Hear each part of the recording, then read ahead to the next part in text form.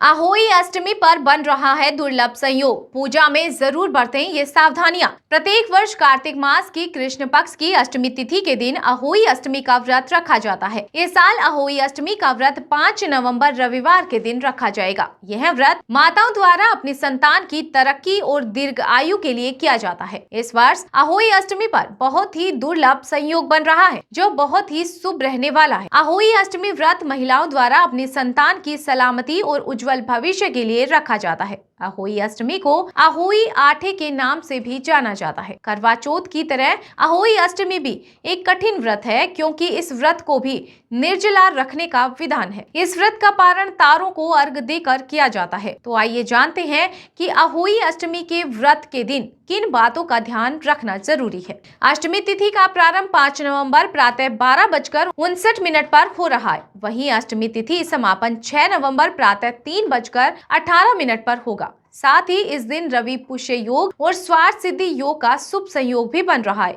माना जाता है कि इस योग में रखे गए व्रत का साधक को 2 गुना फल मिलता है। अहोई अष्टमी पर भगवान शिव और माता पार्वती के साथ साथ उनके पूरे परिवार यानी कि भगवान कार्तिक और गणेश जी की भी पूजा करनी चाहिए। अहोई अष्टमी की कथा सुनते समय 7 प्रकार के अनाज को आपकी अपनी हथेली पर रखें और व्रत कथा सुनने के बाद और गाय को खिला दें। पूजा के समय अपने पुत्र या पुत्री को अपने साथ बिठाएं और भगवान को भोग लगाने के बाद सबसे पहले बच्चों को प्रसाद खिलाएं। साथ ही इस दिन ब्राह्मण जरूरतमंदों या गाय को भोजन कराना भी बहुत ही शुभ फलदायी माना जाता है। आपको बता दें कि अहोई अष्टमी के दिन मिट्टी से जुड़ा कोई भी कार्य नहीं करना चाहिए। ऐसे में बगीचे आदि में भी काम करने से बचना चाहिए। साथ ही इस दिन नुकीली चीजों को भी इस्तेमाल में नहीं लाना चाहिए, इसलिए सिलाई आदि से जुड़े कार्य ना करें। अहोई अष्टमी के दिन किसी बड़े का अपमान ना करें, ना ही किसी को अपशब्द कहें। साथ ही